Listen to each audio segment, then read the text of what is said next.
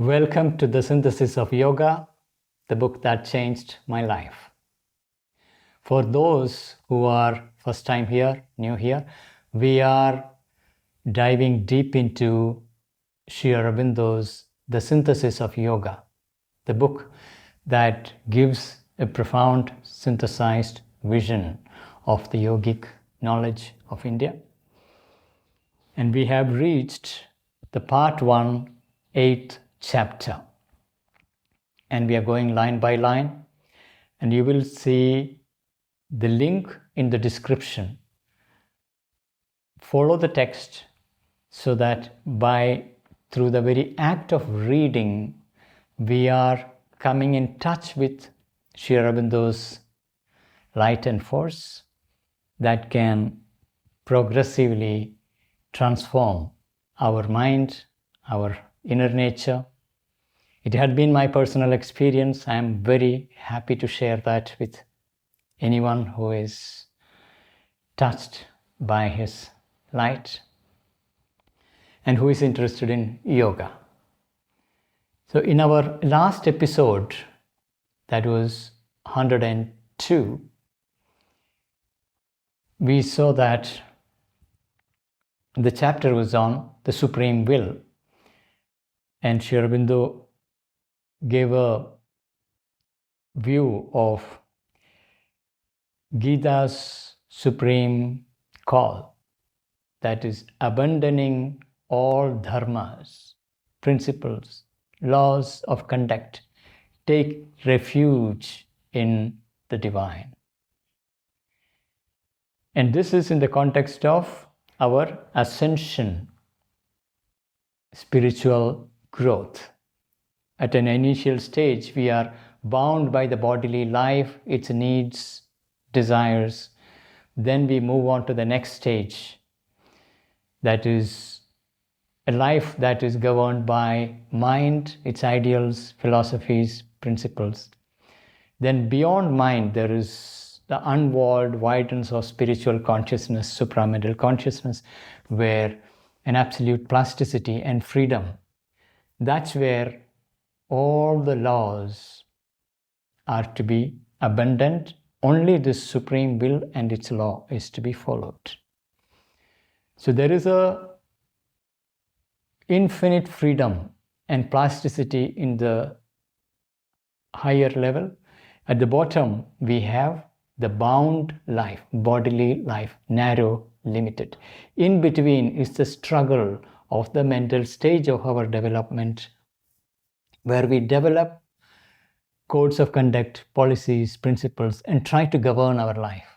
But when we open to spiritual journey, this is something central to learn, what it means to recognize the divine will, surrender to it, take refuge in the divine. That was the broad overview of the last episode. Now we are moving on to episode number 103. Let's read now line by line and explore this text. We are starting with paragraph number 3 of the chapter 8, The Supreme Will, Synthesis of Yoga, Part 1. Whoever sincerely enters the path of works. So keep in mind, this part of the Synthesis of Yoga is dealing with yoga of divine works. So it is in that context this whole elaboration is happening. So whoever sincerely enters the path of works must leave behind him the stage in which need and desire are the first law of our acts. So that's the most obvious part now. The needs and desires of our bodily life. That is what nature has established in evolution. Bodily life has been stabilized in our journey But the mental life is the ongoing process of evolution. So bodily life is governed by needs and desires. Now, food or sleep, these are needs of the body. But how you eat, what you eat, how the food is prepared, presented, what you're conditioned by, what you are craving for, desiring, this is where the need and desire begin to get mixed up. So is, say, sleep. Sleep is a need, but what type of bed you would sleep? The bed cover, AC, fan, heater, whatever it is, the thermal conditions, comfort conditions, aesthetic conditions, atmospheric conditions, all that is part of the conditioning and part of the desires. So there are needs and there are desires. They get mixed up, and that is what runs the bodily life and its conditioned grooves. So whoever sincerely enters the path of works must leave behind him the stage in which need and desire are the first law of our acts. Actions born out of this drive, the very first law. Is it comfortable to me? What is the need here? And the need is driving, and on the top of it, desires package things.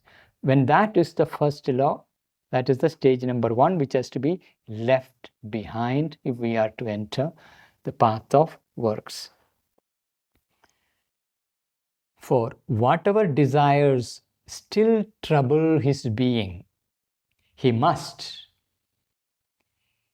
if he accepts the high aim of yoga, put them away from him into the hands of the Lord within us.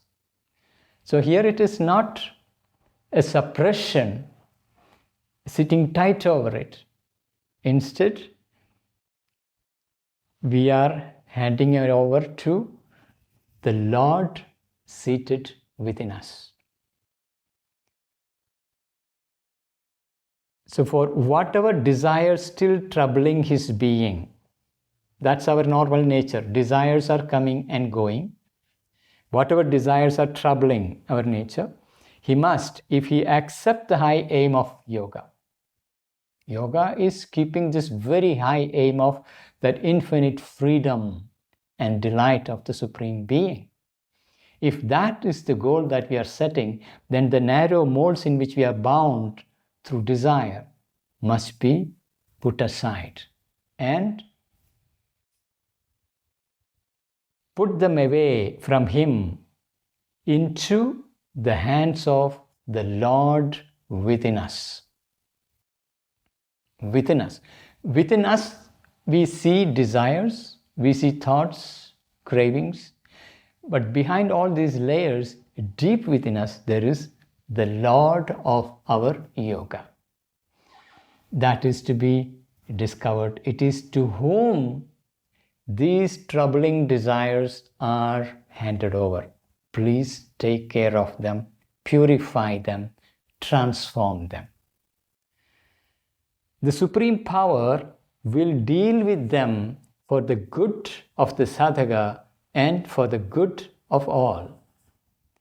So this Lord of our sacrifice, our offerings, will deal with them for the good of the sadhaka, the practitioner, and the good of all.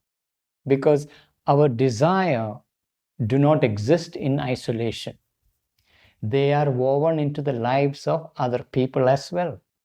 So when the Lord of the yoga takes up, to whom when we are offering our troubled desires and cravings and needs, when they are offered, the Supreme Power will deal with them for the good of the sadhaka and for the good of all. So this is where the yajna, the sacrifice, the offering to the Lord come into picture. In effect, we find that once this surrender is done, surrendering to the Supreme Will within us, or perceived in the larger existence, in effect, we find that once this surrender is done, always provided the rejection is sincere. Sincerity. This is an inner quality that we need to cultivate. Sincerity. To what degree I am sincere? Sincerity here is with reference to the supreme will and the supreme freedom, higher status, the purpose of yoga towards which we are aspiring, and the divine seated within, to whose guidance we are willing to follow. That is the adherence, sincerely following that. So, provided the rejection is sincere, because one can always reject things partially and still keep a part of you craving, desiring things that you are rejecting. Egoistic indulgence of desire may, for some time, recur. So we are bound by our ego. Ego makes everything centered around oneself, and ego has this sense of scarcity. Something or other is missing and it has to acquire it. Therefore, the desire. And the habit of action driven by ego and desire, this may continue even when we recognize this is to be dropped and we begin to reject, offer them to the divine will, the fire within for transformation. Regardless of that beginning, even when we do it sincerely, the movement of desire bound by ego can recur under the continued impulse of past nature. We are bound by our past behaviors, habits. They continue like a fan switched off. It will go on spinning. Power supply is cut, but still, because of the old momentum, it continues. So there is nothing to be desperate, nothing to be despair about it, nothing to feel guilty about it. It is an old momentum still running out. But you have consciously unplugged the support. No more desiring, no more craving. It has been offered. But in spite of that offering, still the recurrence of it can continue some more time. Continued impulse of the past nature, but only in order to exhaust its acquired momentum. So that old momentum that was acquired by the past way of living, that has to be exhausted. So it is running out. So slowly it is winding down. This we will see whenever we try to remove and offer the desire for transformation. There is a recurrence of it based on the past momentum. Only in order to exhaust its acquired momentum and to teach the embodied being in his most unteachable part. What is this unteachable part? His nervous, vital, emotional nature. His nervous, vital, emotional nature. These are quite unteachable. Our mind can learn very easily reading books. But when it comes to our emotional being, the vital impulses and nervous reactions, they are harder to reach and to train. His most unteachable part, his nervous, vital, emotional nature, by the reactions of desire, by its grief and unrest, bitterly contrasting with calm periods of the higher peace. So we begin to see the contrast between the periods where we have the peaceful gladness inside, when we are in touch with the living presence of the divine within. It brings profound peace, purity, calmness, wideness. And then there are these periods where our emotional being or the vital energy or the nervous system is craving, clinging, desiring with all its unrest, tension, or grief of ego getting hurt, wounded by the interactions with life that is around us. So the grief and restlessness, unrest, ashanti, these are common experiences, and that gets contrasted with these periods of profound peace and calm. So this is something we begin to experience. On one hand, there are periods of peace, gladness, quietude. Then there is periods of unrest, grief, bound by the ego. Or marvelous movements of divine Ananda, that egoistic desire is not a law of the soul that seeks liberation or aspires to its own original God nature. So the contrast is, with one hand, grief and desire. On the other hand, we have calm periods of the higher peace or marvelous movements of divine Ananda. We do get glimpses into the marvelous movements, magical, beautiful, peaceful, harmonizing, delightful inflow of the divine grace, movement, light, force. So this is something that we experience.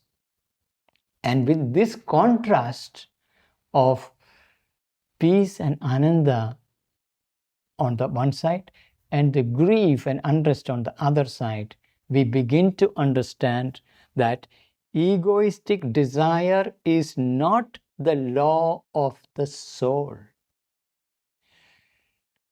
Our outer being has its law, outer vital in particular, with all its nervous, vital, emotional reactions. That's the law of the outer being. But the soul within lives in another law. That is where peace, harmony, delight is the most natural, native experience. Love, light, delight, harmony. These are native to the soul. Whereas the outer being, bound by the ego, suffers grief, unrest, because of the desires, its compulsions. And that's the nature of the outer being, the law of the outer being. Whereas the inner law is of this profound calmness, peace, Ananda. So egoistic desire is not the law of the soul. Soul that seeks liberation or aspires to its own original God nature. Our emerging psychic being, the soul within, its essential nature is of the divine. Soul knows it. Therefore, the soul seeks to recover it, realize it. There is a burning aspiration, a yearning in the heart. So it seeks the liberation from this bondage to desires, its pain, its grief, because it fundamentally knows that its own law is of peace, harmony, delight, and its divine nature. It instinctively, intuitively knows that's who I am. Whereas our outer being confuses. I am nothing but this tiny little thing bound by desire. I need this, I need that. This is the outer being bound by ego. Whereas the inner being, inmost being, the soul within, is the one that knows, no, that's not my true nature. That's not my law of being. I am of this nature of peace, calm, delight, and God-like stature. That is my true home where I can reach. So let's read this long line. In effect, we find that once this surrender is done, surrendering to the divine seated within and the divine will, the supreme will. In effect, we find that once this surrender is done, always, provided the rejection is sincere, egoistic indulgence of desire may, for some time, recur under the conditions of impulse of past nature, but only in order to exhaust its acquired momentum and to teach the embodied being, in his most unteachable part, his nervous, vital, emotional nature, by the reactions of desire, by its grief and unrest, bitterly contrasted with calm periods of the higher peace or marvelous movements of divine Ananda. That egoistic desire is not the law of the soul that seeks liberation or aspire to its own original God nature. So we are turning towards our divine nature and offers our desires and needs to this inner fire for transformation. And that divine will and power will ensure that things are worked on for the good of the sadhaka and for the good of all. In that process, when we are rejecting this outer nature's movements of compulsion, grief, and pain, sincerely, yes, it will still recur, but because of the old momentum, acquired momentum, it is exhausting itself. So it is slowly winding down. And this winding down process is where we discover this periods where we have this peace, calm, Ananda, and periods where this anxiety, tension, desire, craving, and all its pain and grief. With that bitterly contrasted, we begin to very clearly see that the law of the soul is something very different of peace, harmony, delight, compared to the law of the outer being. So we recognize we are shifting between the outer being bound by the ego and desire and craving with its grief and pain to the inmost being which lives in peace, harmony, joy. That becomes very clear. Afterwards, the element of desire in those impulsions will be thrown away or persistently eliminated by a constant denying and transforming pressure. A transforming pressure comes from the inmost being. Our divine seated within is bringing in its light, its love, all that to purify and transform, because when recurrence is happening, it is still animated by the energy of desire, which has to be progressively refined, transformed, liberated. So afterwards, the element of desire in those impulsions that makes an old need, desire repeat themselves. It is still running on the old steam. So those impulsions will be thrown away or persistently eliminated by a constant denying and transforming pressure. So that inner guide, its light, love, and force emerging, will deny those cravings and sufferings that comes with it, reject it, and transform them under the gentle pressure of the divine will that is emerging. Only the pure force of action in them, pravritti, the nature's impulsion, the mechanical force that is going, unfolding in action, pravritti, the pure force of action in them, justified by an equal delight in all work and result that is inspired or imposed from above, will be preserved in the happy harmony of a final perfection. There's a force of action that is happening when the greater will enters. It is moving things. There is a freedom in that action.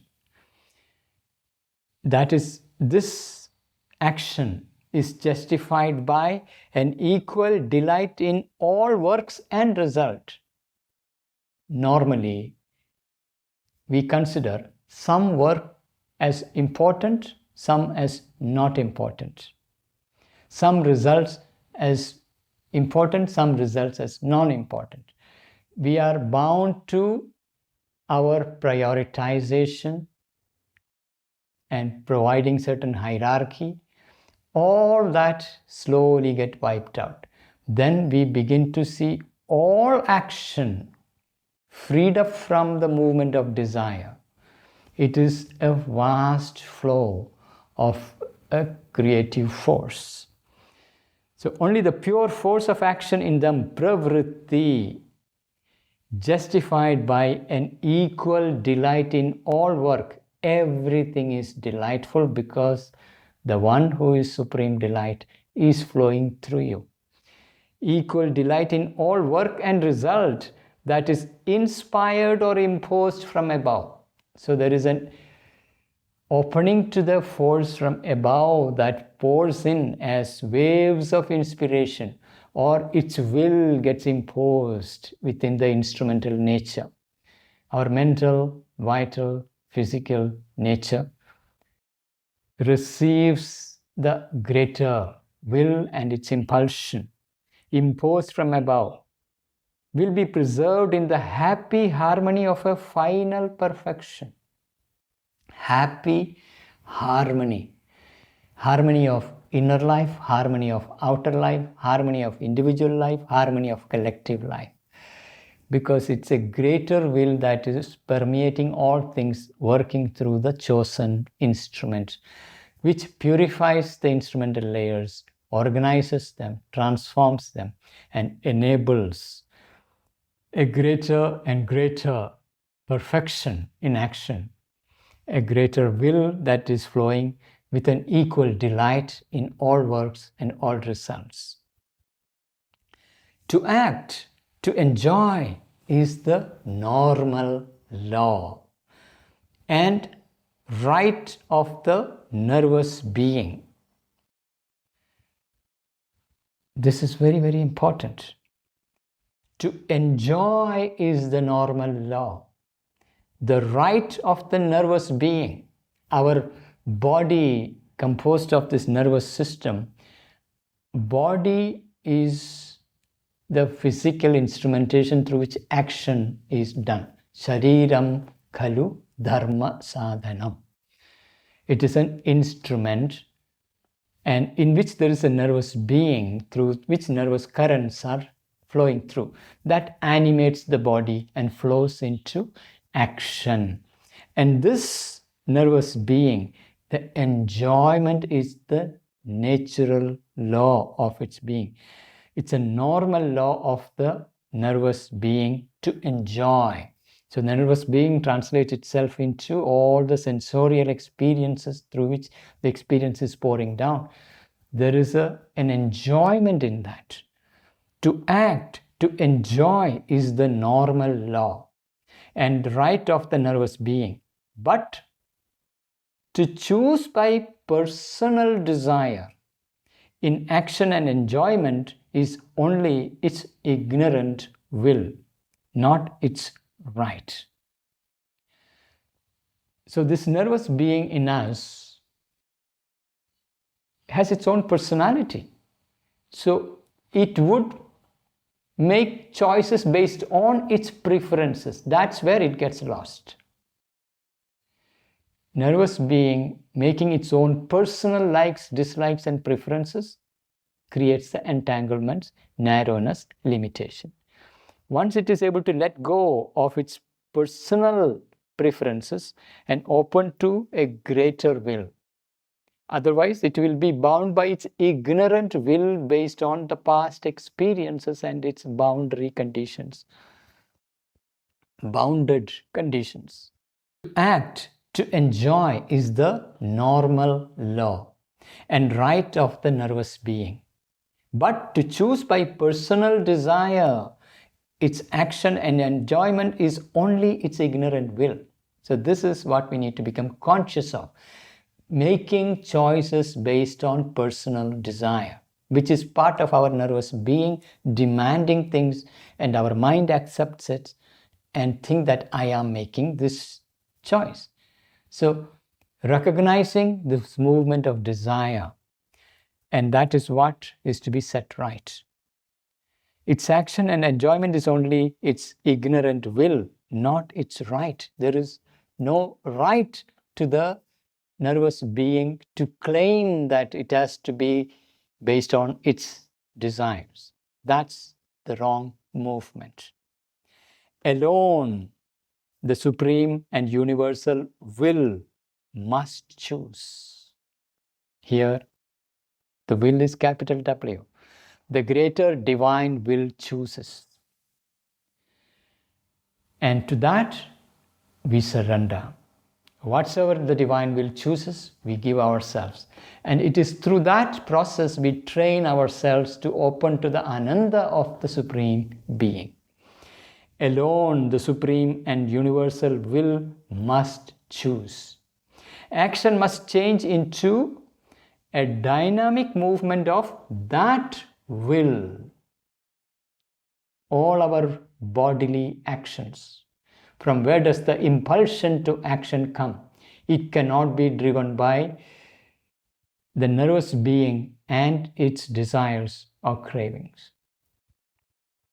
It has to surrender to the divine will, be peaceful and open, so that greater peace, light, and delight can pour into the instrumentation and work through the instrumentation.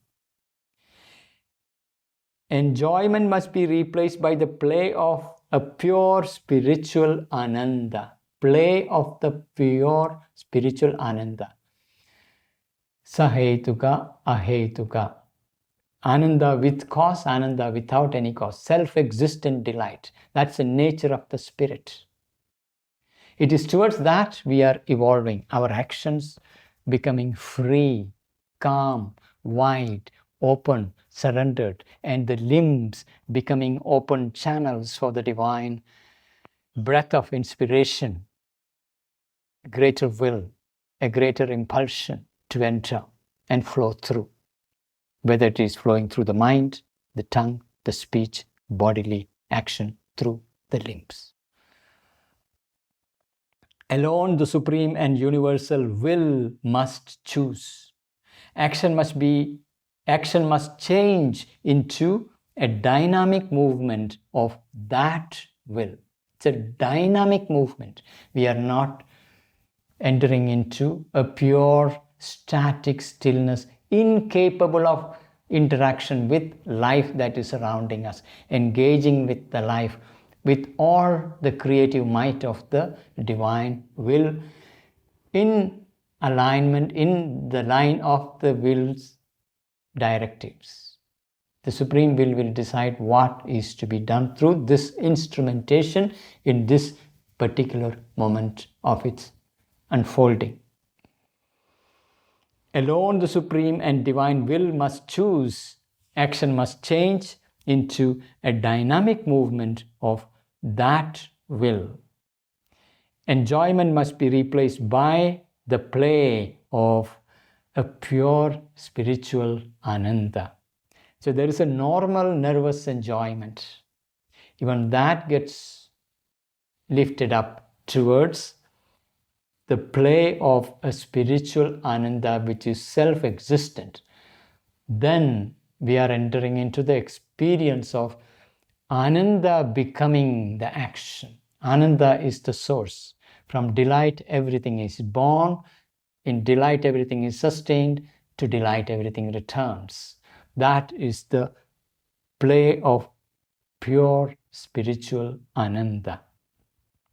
All personal will is either a temporary delegation from on high or an usurpation by the ignorant asura. All personal will. We are individuals. We have our egos. We have our limited personal will. All personal will is either a temporary delegation. Temporary delegation. Our instrumental nature gets delegated by a willpower to do things, and that is a delegation. Now this delegation can come from different sources. From on high, that is the supreme will, or an usurpation by the ignorant asura. An asura is a colossal ego, an ego that expanded, widened, and mighty and powerful ego. That, not just individual ego, it could be a vaster collective ego that delegates an individual to become its instrument for action. So you can become an instrument of even an asuric vast ego, that you may experience it as you have been delegated with a mission, a will, whereas there is a high divine will. So these are the dangers on the way, because one can come under the grip of the asuric forces, which is fundamentally egocentric, self-centered. The social law, the second term of our progress. We saw the needs and desires, that is the first term of the bodily life. The social law, the second term of our progress, because individuals do not exist in isolation, there is a collectivity of which the individual is part. The social law, the second term of our progress, is a means to which the ego is subjected in order that it may learn discipline by subordination to a wider collective ego. So the individual ego is made to submit to wider collective ego. That is where the social law come into picture. The social law, the second term of our progress. We are progressing from individual needs and desires to the second term of our progress is the social law. The social law, the second term of our progress, is a means to which the ego is subjected. The individual ego is subjected in order that it may learn discipline by subordination to a wider collective ego. So every society has developed its customs. For example, sexual energy is a wild animal impulse. Now, to contain this energy and discipline this energy, every society has created its rules, regulations, the system of marriage, childbirth, family framework, all that tames this wild horse. And rules and regulations are made. Moral conducts are established. Morality within the society is established. Sexual codes of conduct are established, written or unwritten. And it is expected the individual subordinate such cravings. drives, impulses. So in order that it may learn discipline by subordination to a wider collective ego, for the larger good of the family, for the larger good of the society, you tame the wild animal. Domestication of the animal in man happens within the family structure, within the social structure. That is the social law. The second term of our progress is a means to which the ego is subjected in order that it may learn discipline by subordination to a wider collective ego. This law may be quite empty of any moral content and may express only the needs of the practical good of the society as each society conceives it. So every society has its notion of what is good in terms of a practical good for its survival, its existence. Whatever be that perception, the notion of practical good, accordingly it will expect the individuals to behave. It may not have any high moral principles behind it. It can be purely a practical good. This law may be quite empty of any moral content and may express only the needs or the practical good of the society as each society conceives it.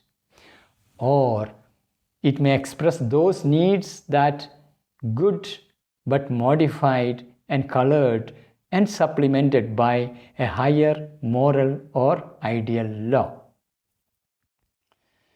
So here it may be empty of moral content, or it can also be colored by a higher moral or ideal law. When the mind is beginning to enter, then the moral constructs, ideal constructs begin to enter, colored and supplemented by the supplementing the practical good, which is the normal consideration a society has.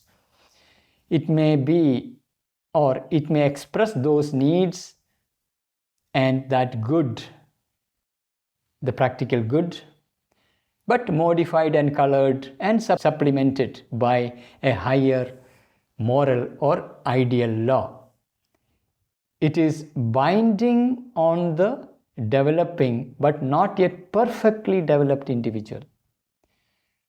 Individual is developing. There are stages of development that is still very rudimentary, who is not yet ready to be enjoying freedom. At that stage, individual requires the clamping down by the society upon the wild impulses and drives of the individual nature. So it is binding on the developing but not yet perfectly developed individual. A perfectly developed individual doesn't require such binding, whereas a developing individual would require such imposition from the society in the shape of social duty, family obligation, communal or national demand, so long as it is not in conflict with his growing sense of the higher right. So these impositions can come in the shape of social duty, your responsibility. You're a tax-paying citizen. You are not stealing.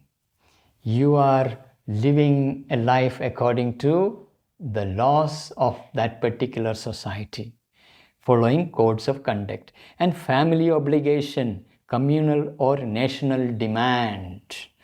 Serve the army in the moments of crisis. And this is expected in many countries of its youngsters. The nation demands, so long as it is not in conflict with his growing sense of the higher right. So we see in many countries where youth are forced to serve the armies, the military, where they see that the nation state is using the military, perpetuating wars, injustice, When they see that, the awakened consciousness, awakened individual begin to revolt. There is no sense of right here in serving that social law that is set by the government or society. But as long as it is seen as serving something right, then the individual obeys, surrenders. It is binding on the developing but not yet perfectly developed individual in the shape of social duty, family obligation, communal or national demand, so long as it is not in conflict with his growing sense of the higher right. So within the individual is that slow growth of the psychic being and its emergence and growth of the higher right. Or before that, the mind itself coming up with its moral, ethical principles. But the sadhaka of the karma yoga will abandon this also to the Lord of works. Sadhaka of karma yoga will be abandoning this also to the Lord of the works. The social good is also handed over. Master, you take care of the social good, the good of my family, good of my society, good of my nation. Whatsoever be your will, I follow, not what my social norms, customs are demanding me to do. You are surrendering everything to the divine will. After he has made this surrender, his social impulses and judgments will, like his desires, only be used for their exhaustion. So the pattern is the same. When you unplug a desire, it will go on spinning for some more time, exhausting the past momentum it has gathered. So there is a period where it unwinds and slowly fade away.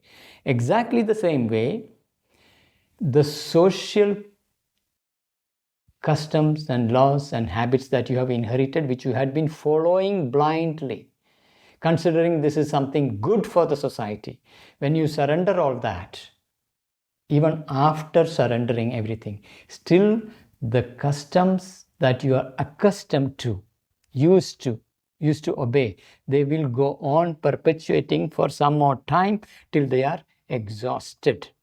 Only be used for their exhaustion, or it may be so far as they are still necessary for a time to enable him to identify his lower mental nature with mankind in general or with any grouping of mankind in its works and hopes and aspirations. Because you exist as part of a society.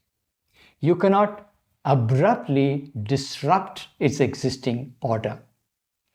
If you are to have an acceptance in the network of relationships you are in, you cannot too violently disrupt its order. So you may find that sometimes you have to accept certain customs, rules, regulations in order to get access to that space. So it may be so far as they are still necessary for a time to enable him to identify his lower mental nature with mankind in general or with any grouping of mankind. Identify our lower nature, our mental nature. If it is to identify and work with a particular grouping, you adopt the norms of that particular grouping. But here it is a conscious acceptance for a time period. With mankind in general or with any grouping of mankind in its workings and hopes and aspirations which you identify with. But after that brief time is over, they will be withdrawn and a divine government will alone abide. So when its utility is over, because you also want to bring in transformation without too much pain and suffering. Therefore, You accept certain conditions, norms, because that's the path of perhaps least resistance to bring in a transformation. But after that, a brief time is over, they will be withdrawn and a divine government will alone abide. The greater will come uncompromisingly. Its expression spontaneously in any context will eventually manifest. He will be identified with the divine and with others only through the divine consciousness and not through the mental nature. So our normal identification with our fellow beings is through our mental nature and emotional nature. That is where we find the resonance identification. And therefore we follow the laws, the customs, regulations of the group with whom we have identified. But when our identification is withdrawn from our mental nature, we rise beyond the mental nature into the psychic and ascend to the supramental and spiritual nature above. Then this mental identification, vital identification ceases. That is when the divine light and force and its will can express freely, unconditionally, through the perfected instrument who is free from such obligations. But that is in proportion to your identification with the divine will, divine nature, and in proportion with the disidentification with the mental nature, vital nature. That is what would enable this free flow of the divine will through the instrument. The more we identify with the divine consciousness, the more we are able to identify with others through the divine consciousness. That makes the whole difference. Otherwise, we do tend to identify with the mind, with the emotional being. But as our identification with the divine consciousness deepens and we establish in that, then from that space, the identification with the larger collective life opens. And then comes the flow of the divine will freely through that identification. For even after he is free, the sadhaka will be in the world, and to be in the world is to remain in works. So there is an identification with the divine being, divine will, divine consciousness, and through that an identification with the larger life.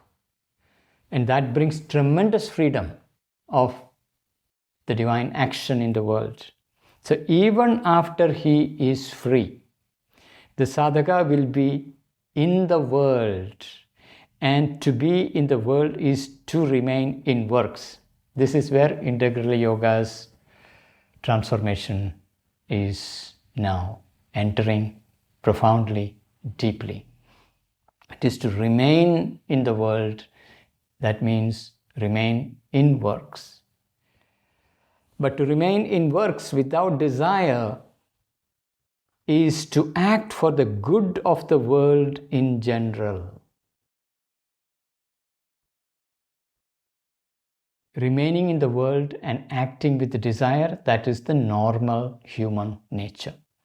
Acting without desire, where the desire is eliminated and identified with the divine consciousness, such an action is to act for the good of the world in general.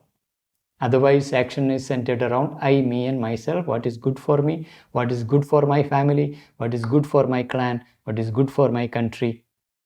That's the perspective ego brings. Whereas this identification with the divine consciousness enables action that is for the good of all. See, this is very different from social service, where you're focusing on serving the underprivileged, this or that, coming from an emotional identification, coming from a mental identification, which also involves the perception of here is the exploiter, here is the exploited, and the whole divisive, reactive nature through which you are trying to bring good to the society, which doesn't work in long term. Here, it is a byproduct because you are identifying with the foundation of oneness. And from there is a free action for the good of the world in general, or for the kind or the race, or for some new creation. Here, it's more specific and closer to what integral yoga work Sri Aurobindo has been doing, Mother has done. It is for the kind, for the race, or for some new creation. It was a work for the entire humanity, the earth consciousness, a new creation on earth. That was the work they were involved in. It was not for any particular individual or a particular group, but for the whole earth, for whole humanity, a new creation, a new step in evolution. That's the work they were involved in, and that's the path they have opened up, to which they are inviting us, come, participate. The pathway has been opened up. The forces have been established. To remain in work without desire is to act for the good of the world in general, or for the kind, or the race, or for some new creation. To be evolved on the earth, or some work imposed by the divine will within him. So the work of evolutionary journey of humanity on earth, for that or some other work imposed by the divine will within him. That's the primary condition. That's the primary nature, fundamental nature. It is a work that is imposed by the divine will, not decided by the separative ego or driven by desire. Something that comes straight from the divine will within him. And this must be done either in the framework provided by the environment, or the grouping in which he is born or placed, or else in one which is chosen or created for him by a divine direction. So this work, being in the world, desirelessly acting for the good of the world, in accordance with the divine will, this must be done either in the framework provided by the environment, because we as individuals exist in a network of relationship in a particular social context. So there is a framework there provided by the environment, and the grouping in which he is born or placed. So we are born and brought up in certain social groupings, certain countries, certain cultures, or their patterns are there as given material context, psychological context, mental context, cultural context, all that. Grouping in which he is born or placed, or else in one which is chosen or created for him by the divine direction. The divine will also may take you out of the context of your birth and into another context, another configuration created for you to work on. So all these possibilities are there when we are open to the divine will to act through us.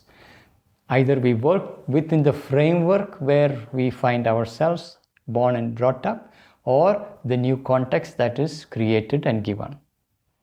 Therefore, our perfection, there must be nothing left in the mental being which conflicts with or prevents our sympathy and free self-identification with the kind, the group, whatever collective expression of the divine he is meant to lead, help, or serve. Whole earth is inhabitation of the divine. All creatures, human, non-human, everything is inhabitation of the divine. So in one particular inhabitation, even among the humanity, within a specific group, if a particular group you are meant to serve, nothing should stop you from identifying with that group. It's very important. That is how the action is done, by identification. But remember, it is not an identification from the mind, from the emotions, but from a deeper source of our being. There must be nothing left in the mental being which conflicts with or prevents.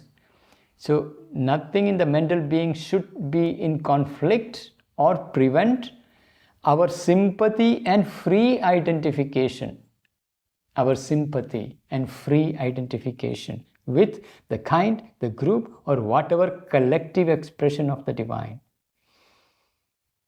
So whatever be the kind, group, whatever be the collective expression of the divine. Divine is expressing through the individuals as well as through the groups. So whatever be the collective expression of the divine, he is meant to lead, help, or serve. So an awakened individual who is freed up from the ego and identified with the divine consciousness, that person becomes the helper, the lead, one who serves a particular group. But in the end, it must become a free self-identification through identity with the divine. That's where it has to reach. Identification through the divine. In the end, it must be a free self-identification through identity with the divine, and not a mental bond or moral tie of union. This is our normal relationship. Mental bond or a moral tie of union, or a vital association dominated by any kind of personal, social, national, communal, or creedal egoism. So there is egoism at all the levels. A whole religious grouping has its own religious identity and ego, collective ego. So are the nations having its national ego. Within nations, there are social groupings and their egos, personal egos. So it should not be that domination of, none of this should be there in this type of divine works. So in the end, it must become a free identification through the identity with the divine, and not a mental bond or moral tie of union or a vital association. Our vital energies are woven into each other, therefore forms a vital association dominated by any kind of personal, social, national, communal, or creedal egoism. If any social law is obeyed, it will not be from physical necessity. If any social law is obeyed, so such a free person is free to obey or disobey the social laws. So if any social law is obeyed, it will not be from physical necessity or from a sense of personal or general interest or for expediency or because of the pressure of the environment or from any sense of duty, but solely for the sake of the Lord of works. And because it is felt or known to be the divine will, that the social law or rule or relation as it stands can still be kept as a figure of the inner life, and the minds of men must not be disturbed by its infringement.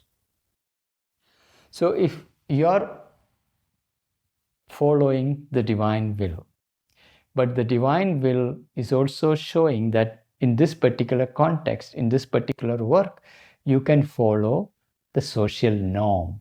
No problem. It is not born out of any pressure, any compulsion, any personal need, any group pressure, nothing. A free choice of the liberated being. Because an unnecessary infringement and disruption is a waste of time and pain for everyone involved. It is to be done only where it is necessary.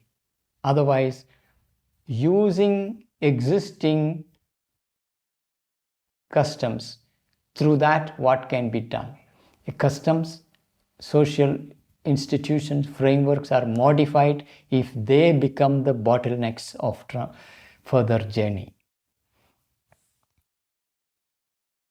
So if any social law is obeyed, it will not be from physical necessity or from the sense of personal or general interest or for expediency or because of the pressure of the environment or from any sense of duty, but solely for the sake of the Lord of works and because it is felt or known to be the divine will. So that's the condition. It is felt, this is the divine will, therefore I follow this particular social law. That the social law or rule or relation as it stands can still be kept as a figure of the inner life. For you, it is still just a figure of the inner life. And the minds of men must not be disturbed by its infringement. Unnecessary infringement not required. On the other hand, the social law, rule or relation is disregarded. So that's other option, disregarding a social law. On the other hand, the social law, rule or relation is disregarded. That too will not be for the indulgence of desire. Nothing of that nature. Personal will or personal opinion. So whether it is desire, will or opinion, none of that. But because a greater rule is felt of the divine will, because a greater rule is felt that expresses the law of the spirit, or because it is known that there must be in the march of the divine all will in the nature, in the entire humanity, in all the life on earth, there is a divine will. And it's a march happening through the millions. The march of the divine all will, a movement towards the changing, exceeding, or abolition of existing laws and forms for the sake of a freer, larger life necessary to the world's progress. So when you see that the march of the divine will, working through all, is moving towards breaking down some old frameworks and creating some new, there your action is entering, because that is what divine is demanding you to enter, in which you are destroying some old formations and consciously creating some new formations for the greater freedom and goodness in the world.